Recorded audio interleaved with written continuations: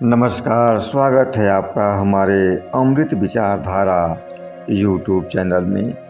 बहुत समय पहले की बात है, जब आकाश में न कोई उपग्रह था, न तारों की गिनती होती थी। सिर्फ तीन प्रमुख शक्तियाँ थीं, सूर्य, चंद्रमा और पृथ्वी। तीनों के बीच सब कुछ सामान्य गति से चल रहा था। सूर्य अपनी तेज किरणों से सृष्टि को रोशन कर रहा था।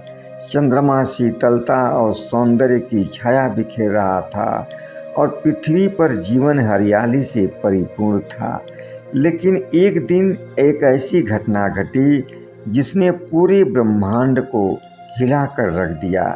एक दिन आकाशगंगा की एक सभा में तीनों को आमंत्रित किया गया। सभा का विषय था, ब्रह्मांड में सबसे बड़ा कौन है। सूर्य ने कहा, मैं ही ब्रह्मांड का केंद्र हूँ। मेरी रोशनी के बिना यहाँ कुछ भी नहीं टिक सकता। जीवन का अस्तित्व मेरे बिना संभव ही नहीं है। चंद्रमा मुस्कुराते हुए कहने लगा, तुम्हारी रोशनी तो उधार की है, पर मेरी उपस्थिति से ज्वार भाटा नियंत्रित होते हैं। मेरे बिना पृथ्वी का संतुलन बिगड़ जाएगा। पृथ्वी ने एक गहरी सांस ली और कहने लगी, तुम दोनों चाहे जितने भी शक्तिशाली हो, लेकिन जीवन, जन्म और विकास मेरे गर्भ में ही होते हैं। तीनों में बहस इतनी बढ़ गई कि उन्होंने तय किया, चलो किसी तीसरी शक्ति से पूछते हैं जो बिल्कुल निष्पक्ष हो। फिर तीनों एक साथ ब्रह्मांड की यात्रा पर निकल पड़े, एक ऐसे ज्ञानी की तलाश में जो इस प्रश्न का उत्तर दे सके। उनकी खोज उन्हें एक रहस्यमय ग्रह पर ले गई, जिस ग्रह का नाम ज्ञानलोक था। वहाँ पर एक बुजुर्ग तपस्वी बैठे हुए थे, जिनका नाम ऋषि समय बताया गया।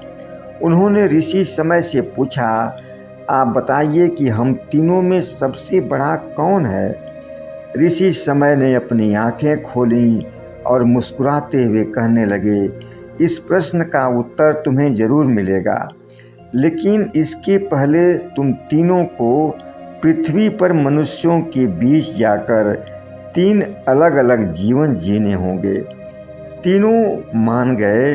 सूर्य को राजा, चंद्रमा को कवि और पृथ्वी को एक गरीब किसान के रूप में जन्म मिला।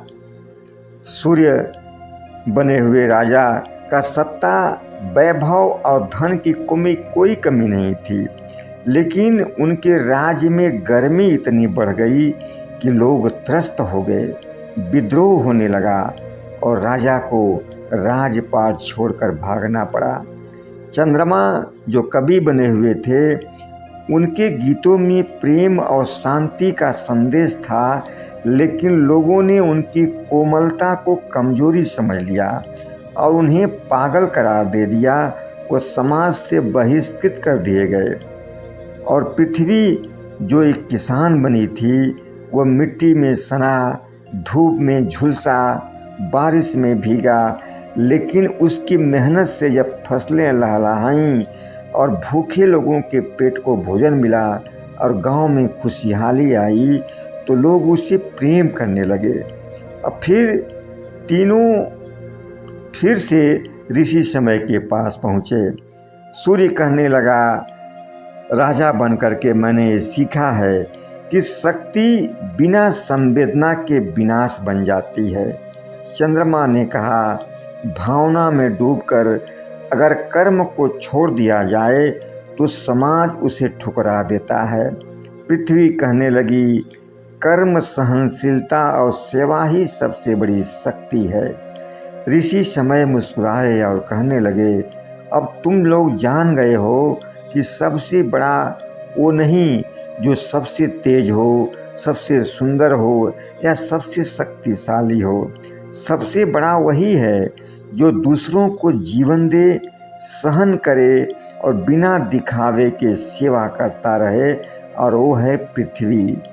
उस दिन से सूर्य और चंद्रमा ने अपने अहम को त्याग दिया। सूर्य ने धरती को सहनीय ताप देना सीख लिया। चंद्रमा ने अपनी कोमलता से धरती की रातें रोशन की और आज भी चुपचाप सब कुछ सहती हुई पृथ्वी अपना जीवन दे रही है। इस कहानी से हमें 3 सीख मिलती हैं। सच्ची महानता सेवा में होती है, ना कि शक्ति में। जो सबसे ज़्यादा सहता है वही सबसे ज़्यादा देता है। अहम और अभिमान अंततः गिरावट की ओर ले जाते हैं। विनम्रता ही सच्चा मार्ग है। धन्यवाद।